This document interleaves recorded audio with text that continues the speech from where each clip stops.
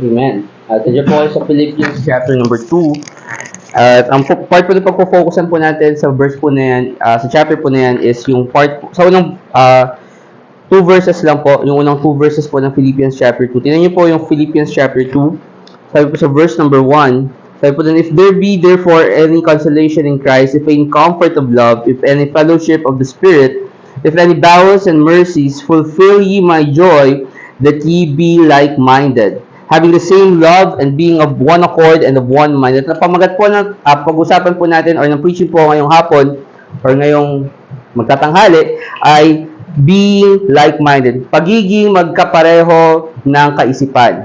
Or yun yung translation sa Tagalog. Paano tayo magiging isang like-minded? Kasi alam niyo marami pong mga, especially sa panahon po natin ngayon kung saan marami pong alam niyo naman po na tayo po ay natipon po dito at ang tawag po at tinatawag po natin yung mga sarili po natin ng mga like-minded brethren, tama?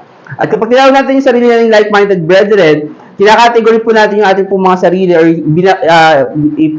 hinahanay po natin yung ating mga sarili sa mga grupo ng mananampalataya kung saan sila po ay merong distinct na paniniwala, right? Na basically kakaiba, tama?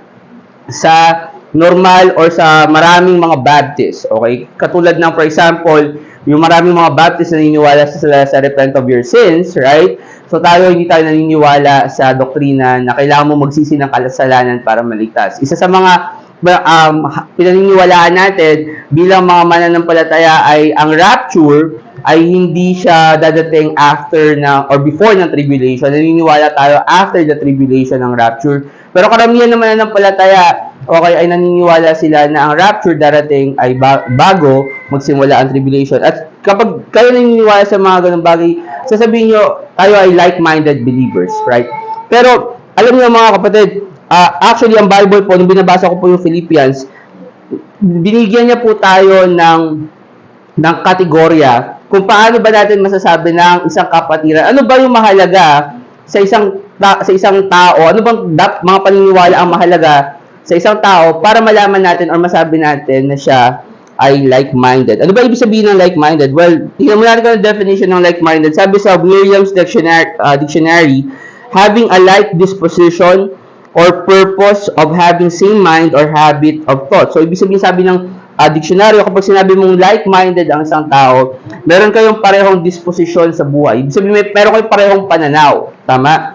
Meron kayong parehong purpose, meron kayong parehong objectives, goals, mga gustong marating. Tama? At meron kayong parehong pag-uugali. Sabi ng Cambridge, sharing the same opinions, ideas, and interests. So, ibig sabihin, kapag kayo ay like-minded, kayo ay tao na mayroong parehong interest, may mga pareho kayong idea and things like that. Now, ngayon, gusto lang sabihin sa inyo mga kapatid, hindi tayo pwedeng maging pareho lahat ng ugali. Tama? Meron tayong iba't ibang individuality, tayo ay binless ng Diyos ng iba't ibang personalidad. Kaya kailangan po natin tingnan, paano ba natin masasabi ang isang tao ay like-minded? Base po sa liwanag po ng salita po ng Diyos. Now, una po sa lahat, sabi po dyan sa Philippians chapter 2, sabi dyan, fulfill ye my joy that ye be like-minded. At ang una po niya ibinigay, sabi po doon, having the same love. So, ibig sabihin, para masabi ko na kayo ay aking kapareho ng pananampalataya o aking kapareho ng pag-iisip, kayo ay like-minded believers, kailangan pareho tayo ng iniibig. Okay? Ngayon, simulan ko na punta po ng Matthew chapter 22. Okay? Matthew chapter 22. Now, hindi po ako pa-follow ng showbiz. Okay? Pero dahil marami ako mga estudyante na naka-add sa akin sa Facebook account ko, okay, alam naman natin yung nag-break up daw si Katniel and whatever, okay? And I'll just say this, okay? Kasi maraming mga tao, kapag sinasabi nila pag-ibig, tama, akala nila, ito ay emosyon, tama, na mahal kita, and then things like that. Okay, pero alam niyo mga kapatid, pag tingnan po natin yung Bible, lahat po ng account o lahat po ng reference patungkol po sa pag-ibig, ito po ay tumutungkol po sa isang aksyon. Like for example, sa John 3:16, sabi po ng Bible, for God so loved the world, hindi lang po yung basta emosyon ng Diyos na mahal niya tayo. Sabi ng Bible, for God so loved the world that He gave His only begotten Son. So sabi ng Bible, sapagkat tayo inibig ng Diyos, hindi lang yung basta emosyon, ibinigay niya para sa atin yung ating yung kanyang bugtong na anak na si Jesucristo. So, yun ang ebidensya ng pag-ibig ng Diyos. Kapag minamahal mo ang isang tao, or kapag meron kang minamahal, ito po mga kapatid ay nagmamanifest. And sasabihin ko lang to kasi nakita ko lagi sa Facebook yung 11 years, tama? Kung 11 years kang mong iniibig yung isang tao at hindi mo siya pinapakasalan, hindi pag-ibig yun, okay? Pero tingnan natin kasi sa Matthew chapter 22, makikita po natin yung isa po sa mga commandments or isa po sa mga tanong ng mga Pariseo kay Jesus Christ. Sabi po sa Matthew 22, nandiyan po, Matthew 22, tingnan natin basahin sa verse 34.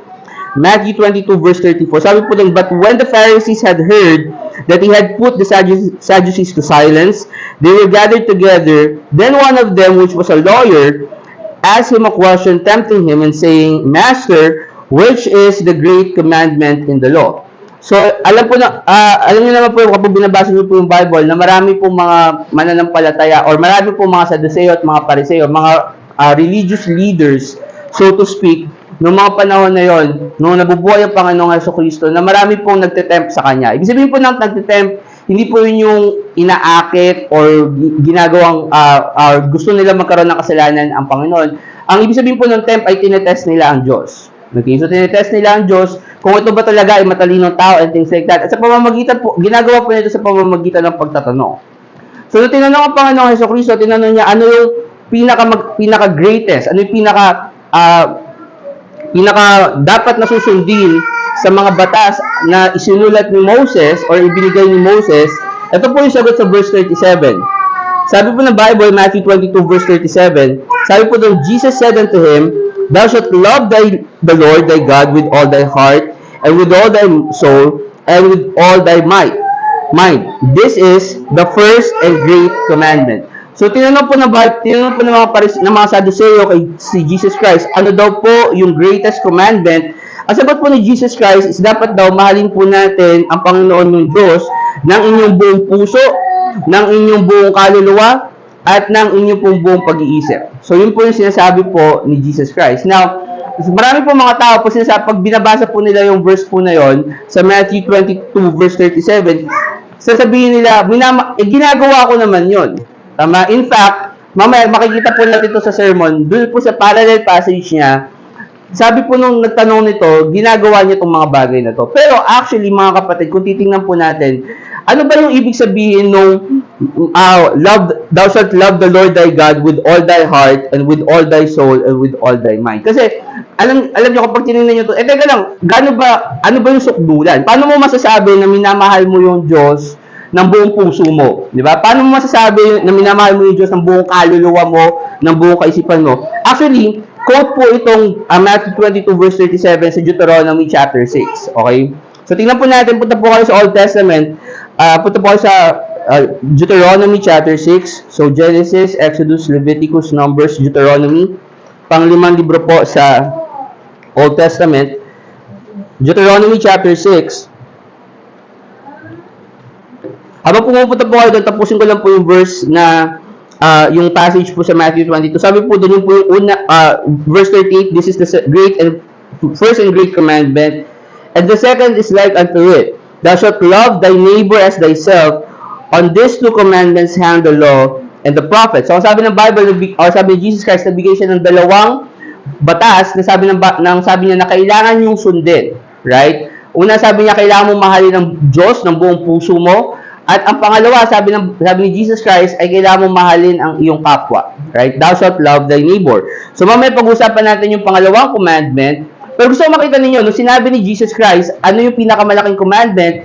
Well, isang bagay lang yung sinasabi niya. Basically, kailangan mo magmahal. Tama? Kasi thou shalt love thy neighbor, and thou shalt love the Lord thy God with all thy might, or with all thy heart, with all thy soul, and with all thy mind. Question, ano yung unang commandment? Paano natin malalaman na minamahal natin yung Diyos sa ng buong puso, ng buong kaluluwa, at ng buong kaisipan? Tingnan niyo po sa Deuteronomy chapter 6. Tingnan niyo sa verse 4.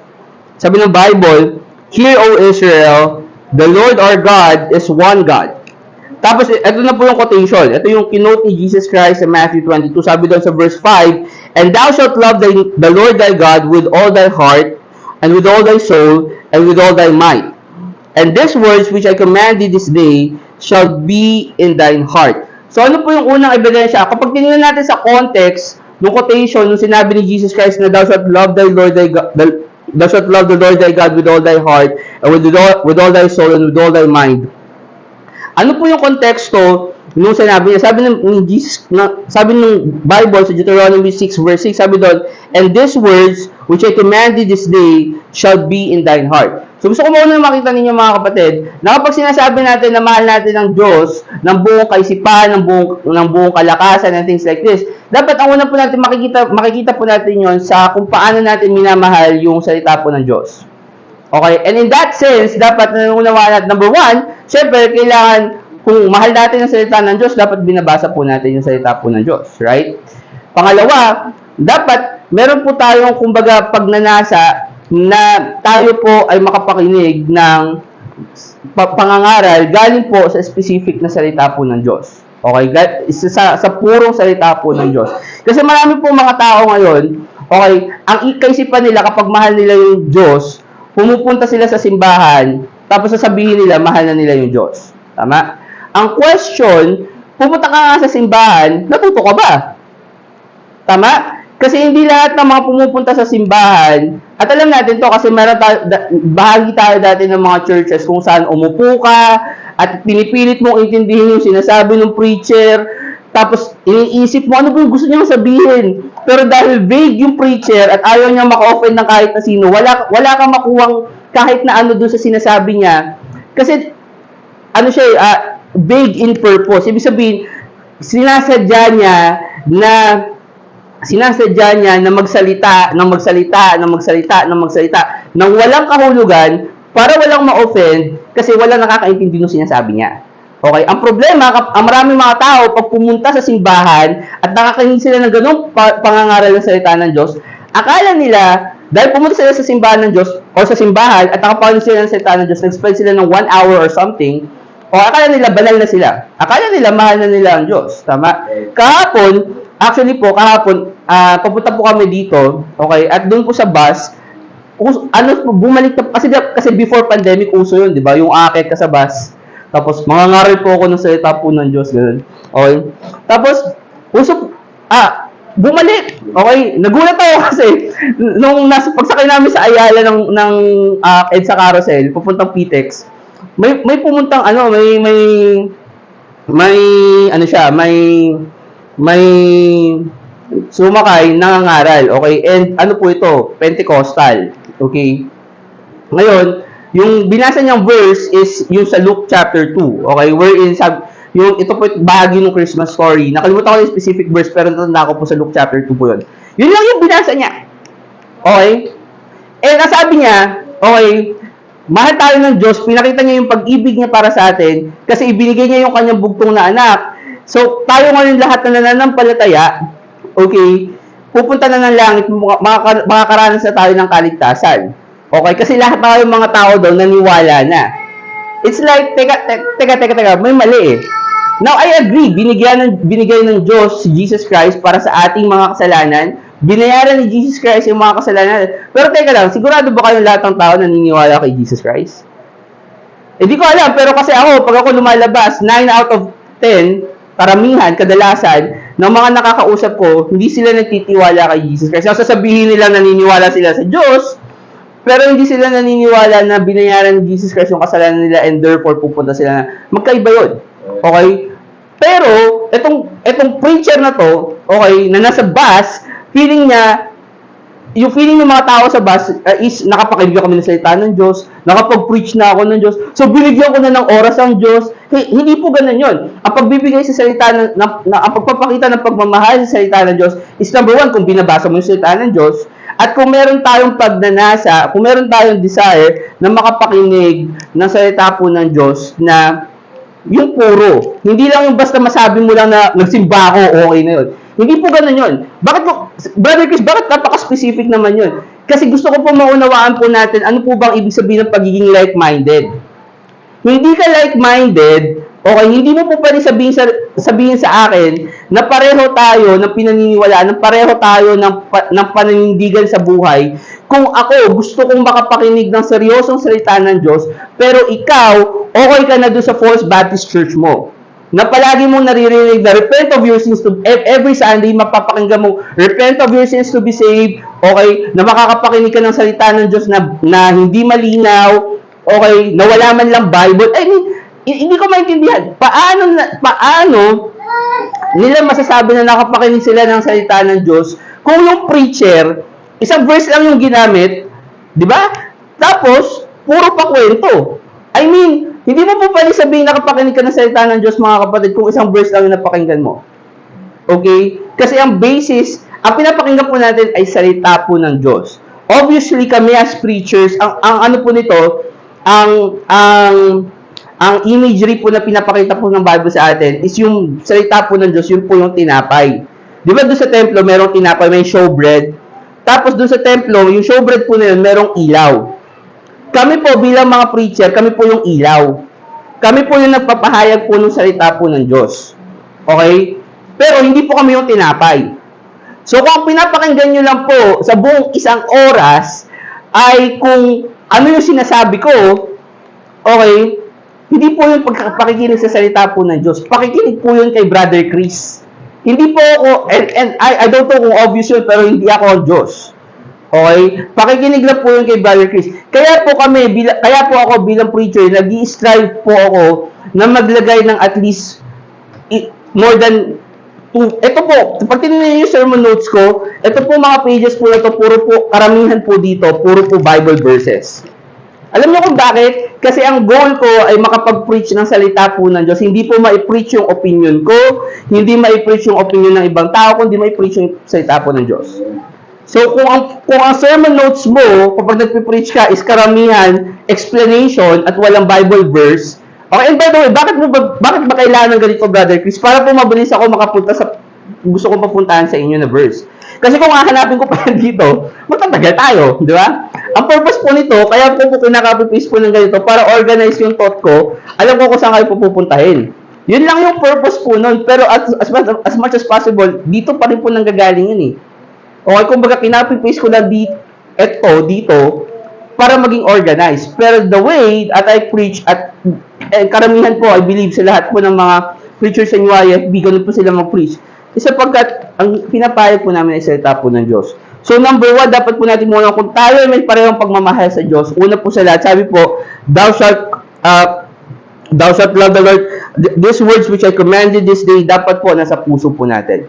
Dapat po binabasa po natin. Dapat po ninanais po natin na maunawaan sa pamamagitan po ng pagsasaliksik, pagpunta sa simbahan. Tingnan po sa verse 7, Deuteronomy chapter 6 verse 7. And thou shalt teach them diligently unto thy children, and thou shalt talk to them when thou sittest in thine house, and when thou walkest by thy way, and when thou liest down, and when thou risest up. Alam niyo pinapakita ni Moses doon sa verse po na yun?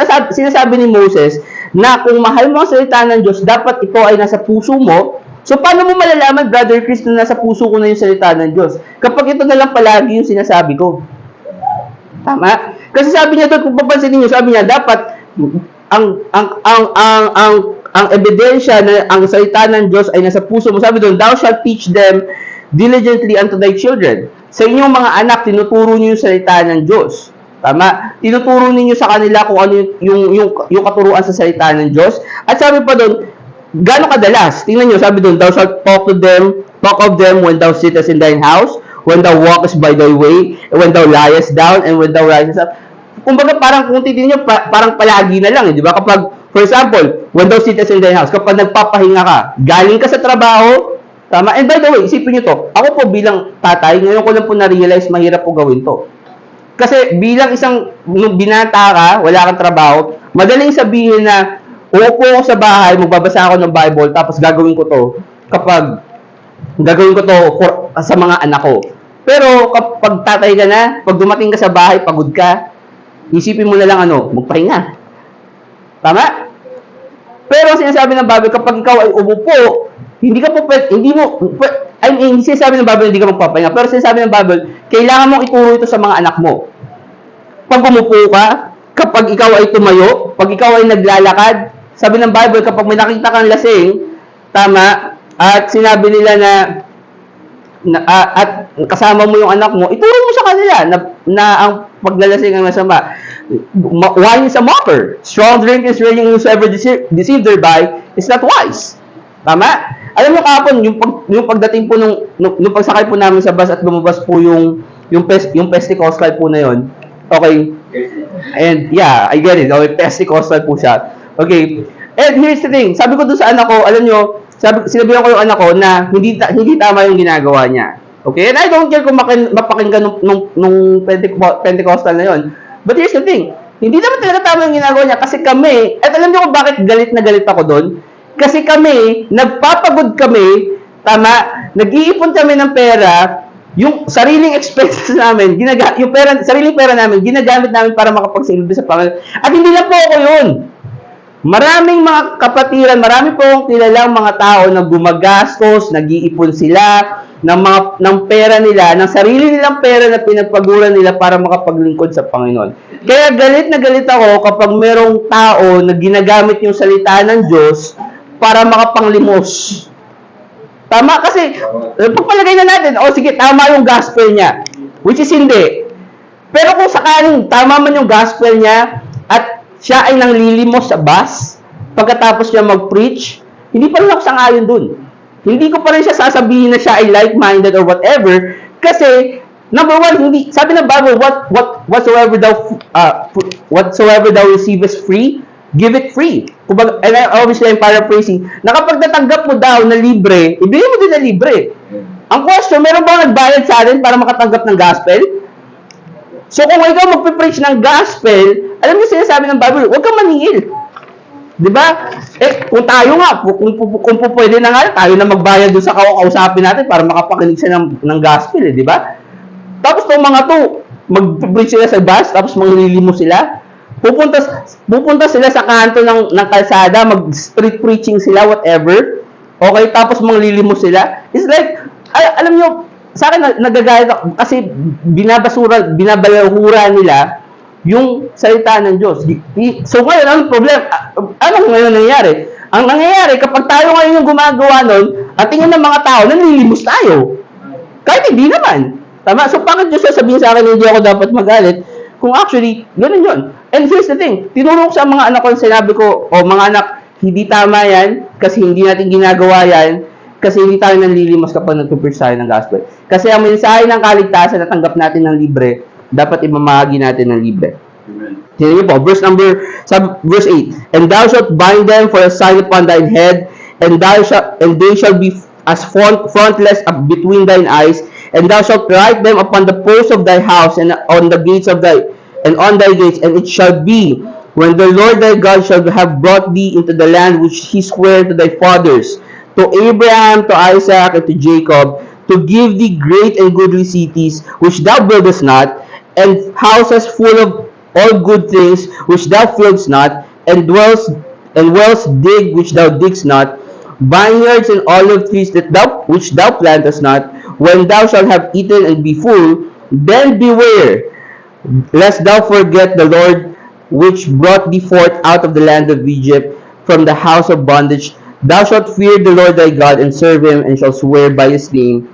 Ye shall not go after other gods, of the gods of the people which are round about you, for the Lord thy God is a jealous God among you, lest the anger of the Lord thy God be kindled against thee, and destroy thee from off the face of the earth. Ye shall not tempt the Lord your God, as ye tempt him in Massa. Ano sabi ng Bible? So, una nakita natin na kapag mahal mo ang Diyos, ang sabi ng Bible, kailangan yung salita niya nasa puso mo. Pangalawa, nakita natin na ang salita ng Diyos, okay, na kapag mahal mo ang Diyos, na sabi ng dapat itinuturo mo ito sa anumang aspeto ng buhay mo. Pero pangalawa, nakita po natin doon, sabi ng Bible, na ito daw dapat ay isulat mo sa tahanan mo. Sabi ng Bible doon sa verse number 9, na thou shalt write them upon the posts of thy house and on the gate and on thy gates. Bakit daw? Kasi kung babasahin niyo yung susunod na verses, kasi sinasabi po doon ng Bible, na kapag kayo nakapunta na doon sa lupang pangako, at meron na kayo mga bahay na tinayo, may mga bahay na kayo na tinirhan, na hindi ninyo tinayo. Meron kayo mga pagkain kinakain na hindi nyo naman tinanim. Ibig sabihin, naging successful kayo sa buhay, meron kayong trabaho, okay, meron kayong pag-aari or something like that, nasabi ng Bible na baka makalimutan niyo yung Diyos. At alam niyo, ano ibig sabihin, ano point mo, Brother Chris? Ito point ko, na malalaman mo na mahal mo ang na mahal mo ang Diyos ng iyong buong puso, ng iyong buong kaluluwa, ng iyong buong pag-iisip, kung ang priority mo sa buhay mo ay ang Diyos. In any aspect of life. Kasi alam niyo, maraming mga Kristiyano, here's the thing, okay, maraming mga Kristiyano, sabihin nila priority ko ang Diyos. Pero nasaan ka pag Sunday? May trabaho ko eh. So, ibig sabihin, hindi mo priority yung Diyos. Kasi sabi ng Bible, forsake not the assembling of yourselves together as the manner of some is. So, ibig sabihin, huwag mong kakalimutan yung pagtitipon ninyo. Priority yun. Pag Sunday, priority mo na sa simbahan. Now, obviously, hindi ko sinasabing masama magtrabaho pag Sunday. Pero priority mo ang church. So, ibig sabihin nun, mag-church ka, pagkatapos mo mag-church, magtrabaho ka. Kung may trabaho ka. Right? Hindi ko sinasabi na kailangan lagi kang nasa church. Ang pinapakita ko sa iyo, kapag may church, sabi ng Bible, hindi ko salita yun. Hindi ako ang nagbigay ng konsepto na kapag Sunday, kailangan nasa church ka. Okay? Kahit na anong araw yun. Ang point ko, imagine nila, kung nasa Pampanga ka, ang church doon, Sabado, so dapat pag Sabado, nasa church ka nila. Kung doon ka nagsisimba. Okay? Kasi ang ina-point sa atin ng Diyos na makapagtipon-tipon tayo para makapakinig ng salita ng Diyos. So kung yun ang sinabi ng Diyos na dapat natin gawin, dapat priority mo yun. Kasi alam mo, minsan nakakalungkot, maraming mga mananampalataya, sasabihin nila, priority nila ang Diyos, mahal nila ang Diyos, pero wala sila pag Sabado, or wala sila pag Sunday. Hindi sila nagsisimba. Okay? And alam nyo, sabi doon sa verse, Hebrews chapter 10 verse 25, sabi doon, as the manner of some is. Okay? Alam niyo ba na merong mga tao, kasi may mga tao, o may mga Kristiyano na pag Sunday, hindi na sa kanila debate kung magsisimba sila o hindi. Whether ano man yung mangyari. Okay? Obviously, kung hindi sila makakatayo, that's the only time na hindi sila makakapagsimba. But, okay, may mga tao na kahit anong mangyari, magsisimba sila. Pero alam niyo, may mga tao na merong manner. Sabi ng Bible, as the manner of some is. So, ibig sabihin, may mga tao na yun na talaga yung kustumbre nila sa buhay, yung way ng pamumuhay nila, na magsisimba lang sila kung trip nila, kung gusto nila. Tama? Na gusto lang nila, gusto ko lang magsimba, so magsisimba ako. Okay? Pero kapag ayoko. Hindi ganun yung sinasabi ng Bible. Sinasabi ng Bible, kung mahal mo ang Diyos, huwag mo siyang kakalimutan, dapat priority mo siya sa buhay. Kasi sabi doon sa susunod na verse sa Deuteronomy chapter, pagtitignan niyo po doon sa verse number 30, sabi doon, thou shalt fear the Lord thy God and serve Him. Ibig sabihin, kapag paglilingkuran niyo yung Diyos, hindi po kayo yung nasusunod. Di ba? Tayo po, pare-pareho po tayo may trabaho. Okay? Kapag tayo may trabaho, ang nasusunod po sa atin, hindi po tayo. Tama? Ang nasusunod po sa atin, yung boss natin. Diba? Kapag sinabi ng boss natin na, ito gagawin mo, kahit na hindi ka agree. Okay? Kahit na hindi ka agree. I mean, sa trabaho ko po, minsan may mga pagkakataon na sasabihin sa akin ng boss ko, bigyan mo to ng teaching load. Sabi ko, sa isip-isip ko, di naman nagtuturo yan eh. Di ba? Okay? Pero, dahil yun ang sabi ng boss ko, kahit na alam ko hindi siya nagtuturo or kahit na alam ko ayaw sa kanya ng mga estudyante, okay, edi bibigyan ko siya ng teaching load. Kasi sabi ng boss ko eh. Tama? Kasi sa trabaho, hindi kayo ang nasusunod. Ang nasusunod, yung boss niyo, yung amo niyo sa trabaho. And sabi ng Bible, kung tayo ay maglilingkod sa Diyos, ibig sabihin, hindi tayo ang masusunod. Ibig sabihin, pwede ba yun, napapasok ka sa trabaho mo, ang schedule mo sa trabaho, alas 8 hanggang alas 5, tapos sasabihin mo sa boss mo, papasok po ako ng alas 7, ng alas 10 ng umaga. Ano mangyayari sa inyo doon? Siyempre, yung boss mo yung magsasabi, papasok ka ng alas 8, mag-out ka ng alas 5, ang tanghalian mo dapat alas 11, alas 12 hanggang alauna. Pwede ba yun sa trabaho na ang lunch break mo 12 to 1, pero since hindi ka pagutom, magla-lunch break ka ng 1 to 2? Pwede ba yun? Hindi pwede yun eh. Di ba? Kasi ang nasusunod yung amo mo. So, ibig sabihin, kung tayo maglilingkod sa Diyos, dapat ang masusunod yung Diyos. Kapag sinabi nila, dapat ganitong oras, meron kang church, ito yung oras ng church, So, dapat nasa simbahan ka, yun dapat ang masusunod. No excuses. Now, I'm not saying na, and obviously, meron level ng excuses na po pwede kayong gawin. Pero, I am saying, ang Diyos, hindi naman nagtitake ng excuses eh.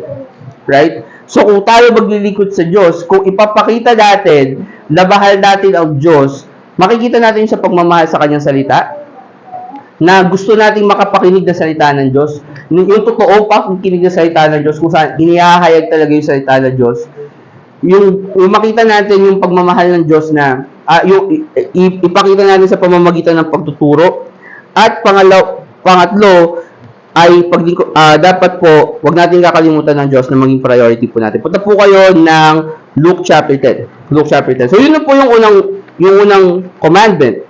Sabi ng Bible, the greatest commandment is that thou shalt love the Lord thy God with all thy heart, with all thy soul, and with all thy mind. At kung tayo po ay magiging like-minded, kung kayo po ay isang like-minded individual, okay, kung tayo po, kung titingnan nyo ang isang tao, like-minded ba to? Dapat makita nyo po na ang tao yun ay mahal niya ang salita ng Diyos, priority niya ang Diyos, tinuturo niya yung salita ng Diyos. Pero may pangalawa, di ba? Sabi doon, thou shalt love the Lord thy God with all thy might, or with all thy heart, with all thy soul, with all thy mind. So this is the first and great commandment. Yung pangalawa, sabi ng Bible, thou shalt love thy neighbor as thyself. So yun yung nasa Matthew 22. Sa Luke chapter 10, makikita po natin yung parallel passage. Ibig sabihin po ng parallel, parehong katuruan na tinuturo po sa Luke chapter 20, sa Luke 10 from Matthew 22. Ito po sabi sa verse 25. Sabi ng Bible, and behold, a certain lawyer stood up and tempted him, saying, Master, what shall I do to inherit eternal life? And he said unto him, what is written in the law? How readest thou? And he answering said, Thou shalt love the Lord thy God with all thy heart, and with all thy soul, and with all thy strength, and with all thy mind, and thy neighbor as thyself. So nakita po ninyo, kasama po doon yung pagmamahal sa Diyos, pero sabi niya mayroong pangalawa, yung pagmamahal sa kanyang kapwa. And he said, verse 28, and he said unto him, Thou hast answered right. This do, and thou shalt live.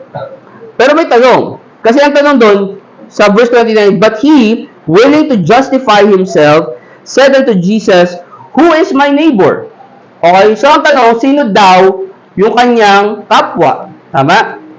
At kung papansinin po ninyo, ito po yung famous na parable ni Jesus na ang tawag po is the parable of the Good Samaritan. Ngayon, nung lumalaki po ako, hindi po ako lumaking Baptist, okay? Ako po ay Katoliko, and obviously sa Catholic school, or even sa secular naman. Okay, kasi sa secular po, usually kapag tinuturo po ito, ang sinasabi po nila, kailangan mong gumawa ng mabuti sa iyong kapwa. Tama? Kasi kung babasahin po natin yung kwento, tingnan niyo po sa verse 30, sabi po doon, and Jesus answering said, a certain man, so hindi po natin kilala yung tao na to, went down from Jerusalem, so we assume na siya ay Hudyo, dahil siya po ay galing sa Jerusalem, to Jericho, and fell among thieves, which stripped him of his raiments, and wounded him, and departed, leaving him half dead. So naghihingalo po siya, tama? And by chance, there came down a certain priest, Luke chapter 10 verse 31, and by chance there came down a certain priest that way, and when he saw him, he passed by on the other side. So may isang priest, tama? May isang pare na nakakita po daw doon sa, and by the way, ano po to hindi po to totoong storya na nangyari. Okay, ito po ay kwento lang ni Jesus Christ. Pero meron daw po isang pare na nakakita doon pero hindi siya pumunta, instead na pumunta siya doon sa dadaanan niya, lumipat po siya ng daan. And likewise a Levite, verse 32, when he was at that place, came and looked on him and passed by on the other side. So meron din pong isang Levita na ganun din po yung nangyari. Verse 33, but a certain Samaritan, as he journeyed, came where he was, and when he saw him, he had compassion on him. So, ito po yung gusto ko pakita. Kasi dati, nung binabasa natin yung kwento na to, ang iniisip po natin palagi, gumawa ng mabuti sa kapwa natin.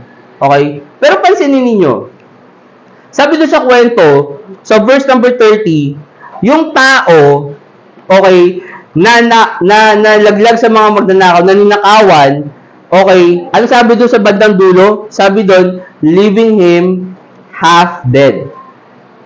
kalahati, kumbaga naghihingalo. Okay? At kung titingnan po natin ito sa mata po ng scripture, sa mata po ng spirituality, hindi po ito nagpo-pertain sa mga tao na nakikita po natin sa daan, na nanlilimos, okay? Kasi hindi naman po sila naghihingalo eh. Okay? Yung mga walang makain, hindi sila naghihingalo. Alam niyo kung sino itong mga to? Ito yung mga tao na hindi pa saved. Kasi kung meron akong tatanungin niyo ako, Brother Chris, sino yung mga spiritually half-dead? Sila po yung mga tao na hindi pa ligtas. Tama? So, ito po mga kapatid. And patutunayan ko sa inyo na ito po ay isa pong motivation for us for soul winning. Kasi ang dalawang binigay na example ay isang pare at isang levita. Okay? Ano po difference kung titingnan niyo, 'di ba sabi sa 2 Peter na tayo po ay a holy priest. 'Di ba? Ano yun? Nakalimutan ko yung verse, pero sinabi doon na tayo po ay mga pare sa New Testament. Tinuturing po tayo ng Bible ng mga pare. Alam niyo kung bakit? Kasi bilang mga pare, dapat tayo po yung magsasabi ng gospel sa kanila. Tayo po dapat yung magpipreach ng gospel sa kanila. Pero ang sinasabi po ni Jesus Christ dun sa kwento, na merong pare na nakakita ng tao na half-dead, pero instead na tulungan niya yung tao na yon, tama? Hindi niya tinulungan, pumunta siya sa ibang lugar. Ito po yung example ng Kristiyano na alam niya kung paano maligtas, pero nakakita siya ng tao na kailangan niya maligtas, pero hindi niya pinreach yung gospel. Same with the Levite. At yung ginagamit ni Jesus Christ na example, kasi pansinin niyo yung verse 33, sabi doon, yung Samaritan, kaya niya nilapitan yon kasi sabi ng Bible, he had compassion on him. Merong pagkaawa doon sa puso. At alam niyo sabi ng Bible, di ba sa Jude, some have compassion, making a difference. Others save with fear, pulling them out of the fire. Bakit? Kasi, ang sinasabi ng Bible na kung tayo magliligtas tayo, dapat meron tayong compassion doon sa nililigtas natin. At alam niyo, isang test ng pagiging like-minded ng isang individual, kung siya ba talaga ay like-minded, ay kung siya ay merong pagmamahal sa kaluluwa. Na kung siya ay zealously nagsusoul winning, tinutulungan niya yung mga tao na malaman yung kaligtasan sapagkat siya, alam niya na meron siyang compassion. Yun yung tinuturing ko na like-minded. Okay, kasi alam niyo, eto sabi ko sa iyo, meron ba sinasabi nila like-minded believers? Okay? Pero kapag nag-soul winning sila, halata mong walang compassion. Brother Chris, paano mo nasasabing walang compassion? Bigyan ko kayo ng example. Kapag ang gospel presentation ninyo, okay, 5 minutes, walang compassion yon. Okay? Alam niyo kung bakit? Kasi kaya 5 minutes yung gospel presentation ninyo. Anong dahilan? Kasi gusto ninyo masabi na marami kayo naligtas. Diba? Kung 5 minutes lang ang gospel presentation, dami ko naligtas sa loob ng isang oras. Naka 50 ako, naka 40 ako. Look, gusto mo lang maging bida-bida. Okay, sorry, pero yun ang trip mo, diba? Gusto mo maging bida-bida. Gusto mo maging bida, kaya ang gusto mo mangyari, okay, ikaw yung ba uplift rather than makapag-save ka ng kaluluwa. Okay? And ako tinuturong ko po yun, hindi po yun like-minded na tao. Kapag isang tao, ang gospel presentation niya 5 minutes, hindi po siya like-minded. I'm sorry. Kasi ang like-minded, sabi ng Bible, dapat meron kang parehong pagmamahal, hindi lang sa Diyos, kundi sa kapwa mo. And the way you show your love to other people, ang paraan para mapakita mo ang pagmamahal mo sa kapwa mo, isa sa pinakadakilang paraan ng pagpapakita ng pagmamahal mo ay ang paglabas at pagpapahayag ng salita, ng ebanghelyo ng salita po ng Diyos.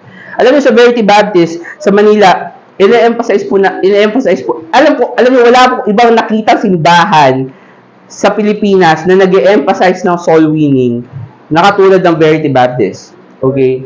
Na kahit na anong mangyari, kahit na may event, kahit na anniversary, di ba isipin nyo, ang regular na Baptist church, mag-anniversary sila sa hotel, tama? Papakita nila kung gaano kayaman yung simbahan nila, kung gaano kayaman yung mga miyembro sa simbahan nila, pero walang soul winning. Tama? Pero sa Verity Baptist Church, kahit na anniversary pa yan, kahit na Christmas pa yan, kahit na New Year pa yan, ano ang emphasis? Ang emphasis pa rin ay soul winning. Hindi na baling hindi magawa lahat ng ibang events Okay, hindi na ba, and I'm not saying na hindi nagagawa, I'm saying, hindi na ba, ang mindset sa Verity Baptist Church is kahit na hindi na magawa yung iba, ang importante ay ang kaluluwa. So, mawala na lahat, wag lang yun. Mawala na lahat, masira na lahat, wag lang ang soul winning. Okay, makalimutan na lahat, wag na magawa ang lahat, pero kailangan may soul winning pa rin. Bakit? Kasi yun ang emphasis ng church eh. Kasi doon mo mapapakita na mahal mo ang kapwa mo kapag ikaw ay nagsosoul winning. So, una, paano ko masasabi na ang isang tao ay like-minded? Malalaman ko na siya ay like-minded kung number one, siya ay may kaparehong pag-ibig sa akin. Na mahal niya ang Diyos, mahal niya ang salita ng Diyos, at mahal niya ang kapwa niya sa pamamagitan ng soul winning. Punta po kayo sa Revelation chapter 2. Revelation chapter 2. Tingnan niyo po kung ano nangyayari sa isang simbahan kapag wala pong soul winning. Sabi po ng Bible sa Revelation 2 verse 1, "And to the angel of the church of Ephesus write, This thing saith he that holdeth the 7 stars in his right hand, who walketh in the midst of the 7 golden candlesticks. I know thy works and thy labor and thy patience, and how thou canst not bear them which are evil, and thou hast tried them which say they are apostles and are not, and hast found them liars, and hast borne and hast patience, and for my name's sake hast labored and hast not fainted. Nevertheless, I have somewhat against thee, because thou hast left thy first love." Ano po yung first love? Itong simbahan sa Ephesus, nakalimutan nila yung kanilang unang pag-ibig. Bakit? Kasi sabi doon sa verse 5, "Remember therefore from whence thou art fallen, and repent, and do the first work." Bakit? Kasi yung first works, okay, related po siya doon sa first love. Hindi po ito parang allegorical or literary technique na binigay ng Bible para maging parallel lang, kumbaga first love, first works, okay? Hindi po yun. Pinapakita po ng Bible, may relationship yung una mong pag-ibig doon sa una mong gawa. At bilang mga Kristiyano, ang una po nating gawa ay yung pagsusoul winning. So here's the thing, ang mga Kristiyano na hindi nagsusoul winning, nawawala po nila yung unang pag-ibig. So, hindi mo po pwede sabihin sa akin na, oh, mahal ko ang Diyos, pero hindi ka nagsusoul winning. Kasi sa akin, kapag hindi ka nagsusoul winning, kahit sabihin mo mahal mo ang Diyos isang araw, paniwalaan nyo, mawawala po yung pag-ibig ninyo sa Diyos. Kasi wala po yung soul winning. At ang sabi ng Bible, kung kayo daw, sabi ng Bible sa dulo po ng verse 5, "Or else I will come unto thee quickly and will remove thy candlestick out of his place, except thou repent." Alam mo, sabi ng Bible na kapag walang soul winning sa isang iglesia, sa isang church, sabi ng Bible, wala ng kandila. Ano ibig sabihin ng kandila, Brother Chris? Yung kandila po doon, yun po yung apoy na nagsisimbolize na tayo po ay isang church. Kasi pwede naman to parang isang meeting place lang eh, 'di ba? Parang yung session hall sa barangay, 'di ba? Tinitipon nila yung mga tao, nag-uusap sila, may nagpapahayag and things like that. Pero hindi po ganoon ang church eh. Ang church po, merong nagabgab, may flame. Tinuturing po ng Diyos na ang isang church ay isang church kung siya po ay merong soul winning. Kasi pag nawala yon, sabi ng Bible, tatanggalin ng Diyos yung candlestick mo, kahit na magtipon pa kayo, at sabihin nyo kami ay Baptist Church. Kung walang soul winning, hindi kayo church. Sorry, pero yun ang sinasabi ng Bible. Kung walang soul winning, para na lang kayong classroom. Di ba? Kasi isipin niyo, sa classroom, ano meron? May estudyante nakaupo, tama, nagte-take down notes, right? Tapos meron isang teacher. Ano pagkakaiba na sa church? Yung subject. O sige, punta tayo sa religion class. Di ba? Sa isang religion class, meron isang estudyante, may teacher, nagtuturo tungkol sa Bible, pero tatawagin mo bang church yun? Hindi. Bakit? Kasi walang soul winning eh. Di ba?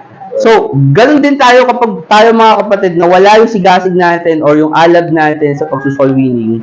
Alam niyo, hindi tayo tatawagin church. Okay, hindi tayo magiging church or kahit anong klaseng simbahan ngayon kapag nawala ang kanilang soul winning. At yung mga simbahan ngayon, mga Baptist churches na sabi nila wala sila soul winning, hindi sila church. Sorry. Ito po ay Acts chapter 1. Number 1, sabi po ng Bible, paano po natin malalaman na sila po ay like-minded kung sila po ay pareho pag-ibig? Pero sabi po sa Philippians chapter 2, "Fulfill ye my joy that ye be like-minded, having the same love." Number 2, being of one accord. Ano po ibig sabihin ng pagkakaroon ng one accord? Accord means voluntary or spontaneous impulse to act or balance interrelationship. Ibig sabihin magkaroon po ng harmony. At sa Acts chapter 1, pag natingnan niyo po doon,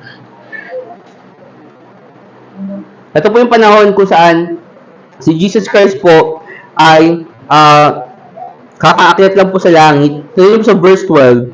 Sabi po doon, then returned they unto Jerusalem from the mount of called Olivet, which is from Jerusalem a Sabbath day's journey. And when they were come in, they went up into an upper room where abode both Peter and James and John and Andrew, Philip and Thomas, Bartholomew and Matthew, James the son of Alphaeus, and Simon Zelotes, and Judas the brother of James. And they continued, basahin niyo po yung verse 14, with one accord, in prayer and supplication with the women and Mary, the mother of Jesus, and with his brethren. So, sinasabi ng Bible na kung kayo ay like-minded, dapat meron po tayong harmony. In a sense, pag tinignan po natin sa local church, sabi po ng Bible, sila po ay in one accord. Saan daw? Sa pananalangin at sa supplication. Punta kayo sa Romans chapter 10. Romans chapter 10. Lagyan mo po ng bookmark yung Acts, babalik po tayo dun maya-maya. Pero Romans chapter 10, sabi po ng Bible sa Romans 10:1, brethren, my heart's desire and prayer to God for Israel is that they might be saved. For I bear them record that they have the seal of God, but not according to knowledge. So sabi ng Bible na yung unang simbahan sa Jerusalem, sila ay merong one accord in terms of prayer. At alam niyo, isa sa makikita po natin na sa Bible ay yung kagustuhan ni Apostle Paul na maligtas po yung kanyang bayan. And here's my point, kasi sinasabi ko na paano mo malalaman na ang message natin or dapat natin matutunan, paano mo malalaman na isang tao like-minded?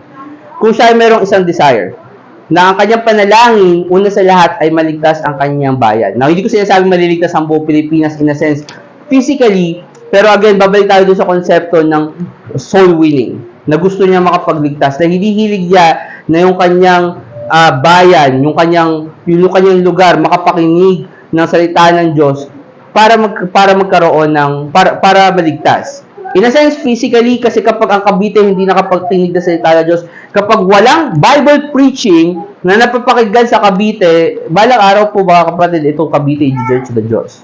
Sort of like dati, kung papansin nila wala Verity Baptist Church Manila, anong karabihan ng prayers na baka like-minded believers, so to speak? Magkaroon ng church. Anong prayer natin sa Cavite? Magkaroon ng church.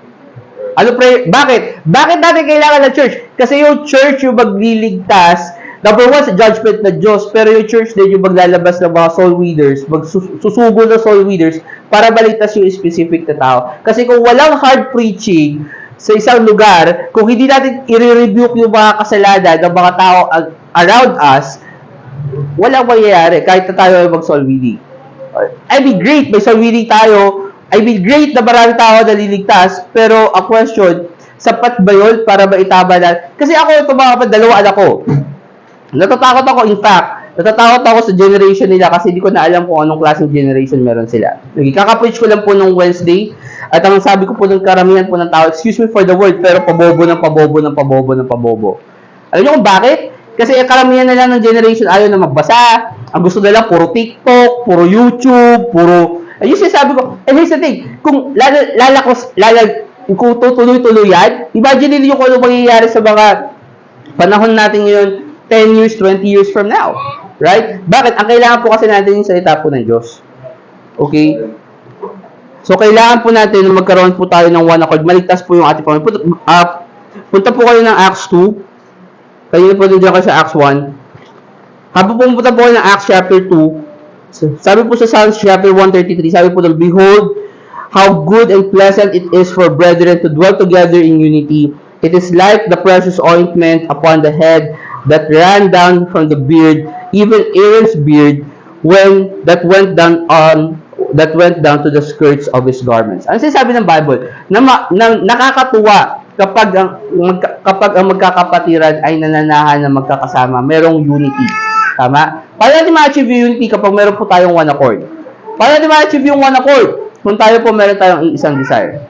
Ano yung desire, sabi ng Bible? Ang desire, magkaroon tayo ng isang church. Maligtas yung bayan po natin. Maligtas yung Cavite, maligtas yung Pilipinas. And pansinin niyo kung ano yung kayang gawin kapag meron tayong one accord. Tingnan niyo po ito. Acts chapter 2 verse 1. And when the day of Pentecost was fully come, they were all with, pansinin niyo yung verse, one accord in one place. Tapos sabi po ng Bible sa verse 2, and suddenly there came a sound of heaven as of a rushing mighty wind, and filled all the house where they were sitting, and there appeared unto them cloven tongues as of a fire, and it sat upon each of them, and they were all filled with the Holy Ghost, and they began to speak with other tongues as the Spirit gave them utterance. Alam niyo, itong mga tao na to sa Acts chapter 2, sila po ay almost 120 plus people lang. Okay? Kaya 150. Okay? Pero nakapag-save sila ng gano'ng karami. Actually, wala pong bilang yung na save doon. Sabi doon sa bandang dulo ng chapter sa Acts 2, ang na-save ay 3,000 or nabaptize. Okay? Yun nabaptize. Pero kung tayo nga nakakapag-win tayo ng 7,000 people to the Lord, ilan lang ang nababaptize, di ba? So, ibig sabihin, yun lang yung nabaptize. Yun lang yung bilang ng nabaptize. Pero kung ilan yung naligtas, hindi sinabi ng Bible, right? Ang punto ko, na kapag tayo meron tayong one accord, sabi ng Bible na kapag tayo sa isang kwarto may one accord, meron tayong isang pagkakaisa, meron tayong harmony. Sabi ng Bible na kapag tayo binless ng Diyos, kahit na kukunti tayong mga tao, pwede tayong makagawa ng mighty work for God. Diba? Bakit? Kasi yung 150 people na yun, sabi ng Bible, 3 chapters later or 4 chapters later, sabi ng Bible, these are the people that turned Jerusalem upside down. Di ba? Sila yung mga tao daw na tinaob yung Jerusalem sa pamamagitan ng kanilang mga turo. Imagine mo, paano gagawin ng 100 people yun? Paano gagawin ng 150 people yun? Paano gagawin natin yun? Di ba? Kung iisipin nyo yung Cavite napakalaki, right? Pero, paano natin gagawin na sakupin sila, real sila sa sakupin? Ang gagawin natin, tayo ay magtuturo ng salita ng Diyos at hahayaan natin na ang Diyos ang kumilos sa pamamagitan. Pero gagawin lang ng Diyos yun, mga kapatid, kung tayo meron tayong harmony. Kung tayo meron tayong one accord. Punta po ng Philippians chapter 2. Philippians chapter 2. So lastly, number 1, sabi ko po, paano natin malalaman na ang isang tao ay like-minded? Number 1, kapag meron po siyang parehong pag-ibig. Okay? Pareho siyang, mahal niya ang Diyos, mahal niya ang kanyang kapwa sa pamamagitan ng soul winning. Pangalawa, malalaman natin na siya ay like-minded kung siya ay may kapareho natin ng accords, kung siya ay in harmony with us. Pareho siya ng kanyang ninanais, pareho ng kanyang pinanalangin. Pero pansinin niyo po yung verse 2, sabi po doon, for Philippians 2 verse 2, fulfill ye my joy that ye be like-minded, having the same love, being of one accord, of one mind. So sabi ng Bible, ano yung pangatlong bagay na kailangan natin maunawaan para malaman natin na siya ay like-minded? Dapat meron daw siya pong parehong kaisipan. Mind means thought. Ibig sabihin yung pag-iisip. Pansin niyo po yung verse 3. Sabi po doon, let nothing be done through strife or vainglory, but in lowliness of mind, let each esteem other better than themselves. So, sabi ng Bible, na kapag dito sa church, para malaman nyo na like-minded siya, dapat meron daw po siyang kababaan ng loob. Na tayo po dito, hindi po tayo nagpapataasan ng ere.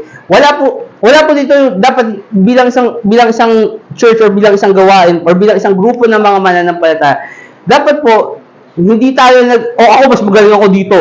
Ako mas magaling ako sa kanya. Okay? I mean, imagine, kapag ganun po yung grupo ninyo sa kumpanya ninyo, tama? Sa tingin niyo ba may ma-achieve yung kumpanya ninyo? Kapag sa isang kumpanya, lahat na lang ng tao gusto magaling sila, tama? Parang ang mangyayari doon, there are too many captains, pero there are less ships. Kumbaga, maraming gusto maging kapitan, konti lang naman yung barko na ipapaanda rin. So, may problema talaga doon, tama? So, sa atin mga kapatid, number 1, kailangan mo unawaan kung tayo ay may parehong pag-iisip, kailangan maging humble tayo. Okay? And I'm not saying na, alam mo yun, I'm not saying na hindi natin kailangan maging proud sa ginagawa natin. I'm just saying na, alam mo yun, merong sense of humbleness na, ang sabi ng Bible, ituring ninyo, yun yung secret doon. Sabi ng Bible, let each esteem others better than ourselves. Ano sabi ng Bible? Na tayo daw, isipin natin na yung kapatiran natin mas magaling sa atin. Okay? na kaya niya akong tulungan, right? Punta po kayo ng Philippians 3. Next chapter, Philippians 3. Sabi po doon, verse 15. Philippians 3, verse 15. Sabi po doon, let us therefore, as many as be perfect, be thus minded, that if anything ye be otherwise minded, God shall reveal even this unto you. Nevertheless, whereto we have already attained, let us walk by the same rule, let us mind the same thing. Ano yung context ng Philippians chapter 3? Kung tinignan niyo po yun, sinasabi ni Apostle Paul na wala po siyang ginoglory sa pamamagitan ng sarili niya. Sabi niya doon, teka, putan ko po yung verse kasi hindi ko siya nakapapis. Pero, Philippians 3, sabi po doon pag tinignan niyo po sa verse number 13, sabi po doon, brethren, I count not myself to have approached, but this one thing I do, forgetting those things which are behind, and reaching forth to those things which are before. So, sabi ni Apostle po, na kinakalimutan ko ano man yung achievement na nakuha ko, kasi hindi naman talaga ako yung naka-achieve nun, right? And sinasabi ng Bible na sinasabi ni Paul, na ako nagpo-focus ako actually dun sa future things. So, ito yung point ko, na isa sa mga pamamaraan para masabi natin na tayo na hindi tayo magpataasan dito is number one, i-consider natin yung kapatiran natin mas better sa atin. And then secondly, kung ano man yung achievement na gawa natin, or let's say for example, nagkaroon tayo ng successful event or something like that. Okay? Move on tayo sa susunod na goal. Sinasabi ni Apostle Paul na I forget that one thing I do, forgetting those things which are behind. Pag nakatapos na, whether success man yan or hindi, move on na tayo sa susunod natin na goal. Kasi alam nyo, ito yung danger dyan eh. Kasi pag tayo Kristiyano, pag hindi tayo nag-move on sa isang negative part, ano mangyayari sa atin? Maging bitter tayo. Tama? Kapag hindi ka nag-move on sa isang positive part, magiging source of pride yon.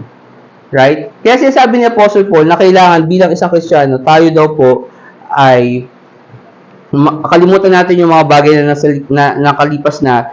And sabi sa verse 15, sabi doon, let us therefore, as many as be perfect, be thus minded. Ganito dapat yung maging pag-ugali natin. Kasi sabi doon, let us walk, sa verse 16, sabi doon, let us walk by the same rule, let us mind the same things. For the sake of time, punta po kayo ng Ephesians chapter 4. Magkaklose po tayo. Ephesians chapter 4. In closing, Brother Chris, bakit ba natin kailangan malaman na ang isang tao like-minded? Now, here's the thing, okay? Kapag, Brother Chris, wala ako doon sa sinabi mo, okay? Hindi ako kapareho, hindi ko gano'n, tingin ko hindi gano'n kamahal ng Diyos, okay? Tingin ko hindi ako gano'n kazealous mag-soul win, and things like that, okay? Hindi na ba ako welcome sa church na to? Okay, number one, hindi po ako magsasabi niyan, si Pastor Saki. Secondly, hindi ko po sinasabi na wag na kayo magsimba dito. Okay, just let me make this clear. Kung feeling ninyo hindi niyo ganoon kamahal ang Diyos, at kung feeling ninyo hindi niyo ganoon kamahal ang salita niya, at hindi kayo marunong mag-solve, but here's the thing, kung may desire kayo, stick around. Okay, hindi ko sinasabi mo na kayo magsimba. As sinasabi ko, you should stick around. Pero ang purpose ng preaching ko na to, mga kapatid, kaya ko to ipinipreach nyo, is number one, para ma-identify po natin, sino ba talaga yung like-minded sa atin? Tama? Ikaw ba yung tao na merong pagmamahal sa Diyos, na priority mo ang Diyos, na priority mo ang soul winning, na makapag-preach ng gospel sa mga tao? Okay? Pareho ba yung desire mo? Pareho ba yung desire mo na pinapadalangin mo sa Diyos na magkaroon tayo ng Bible-believing church dito sa Cavite? Isa ka ba sa mga nananalangin na gusto mo na magkaroon ng soul winning movement sa Cavite? Na gusto mo maligtas yung Cavite, na gusto mo mapahayag yung mga katotohanan from this book, from the Bible, yung mga katotohanan na meron dito, mapahayag at malaman ng lahat ng Caviteño. Isa ka ba doon? Ngayon, kung isa ka doon, like-minded ka. And here's the thing, kung like-minded ka, ba't ka nandun sa church mo? Kung hindi like-minded yung church mo, kung hindi mo kapareho yung church mo, ba't ka nandun sa church mo? Tama? Dapat humanap ka ng isang church na kapareho mo. Tama? Ngayon, and dito sa atin, ngayon dito naman tayo, ano yung dapat nating matutunan? Na kung tayo like-minded, isa sa mga goals po natin sa church po na to, tayo po ay maging united. Okay? Magkaroon po tayo ng unity. Kaya ako po sinasabi itong mga bagay na ito, hindi para, and obviously, magkakos po ito ng division, kasi two-edged sword po ito. Okay? Pero kung ito po ay, kung kayo po ay like-minded, let's have unity. Tama? Magkaroon po tayo ng pagkakaisa, kasi yun po yung gusto po ng Diyos para sa atin. Hindi po tayo lalago bilang isang simbahan or bilang isang gawain dito sa Cavite kung tayo po ay hindi united. Kung meron tayong iba-ibang kagustuhan sa buhay natin or things like that. Tingnan sabi ng Bible sa Ephesians chapter 4 verse 1. Sabi doon, I therefore, this is Paul speaking, the prisoner of the Lord, beseech. Ano ibig sabihin ng beseech? I-encourage po tayo. Gusto po ni Paul na maunawa po natin to. Sabi niya, beseech you that you walk worthy on the vocation wherewith ye are called. Kung naniniwala po kayo na kayo po ay ligtas at kayo tinawag ng Diyos sa gawain po niya, para maging member, para maging servant sa loob ng local church.